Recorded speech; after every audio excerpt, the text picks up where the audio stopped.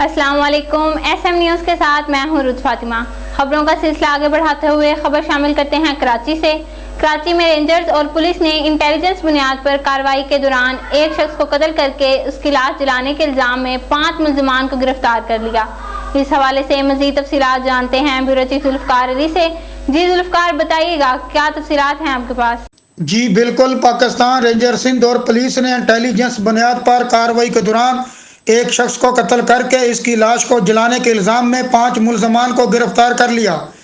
तर्जुमान Sindh ranger के मुताबिक गिरफ्तार मुल्ज़मान ने रवां साल माह अक्टूबर में मोमनाबाद में एक शख्स को कत्ल किया था।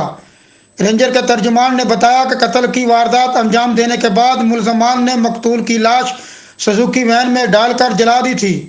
तर्जुमान रेंजर का कहना है कि मकतूल की शिनाख्त पोस्टमार्टम के बाद खैर मोहम्मद के नाम से हुई थी। रेंजर के तर्जुमान का मजीद कहना है कि इस कत्ल का मुकदमा इत्तेहाद टाउन थाने में नामालूम मुल्ज़मान के खिलाफ दर्ज किया गया था।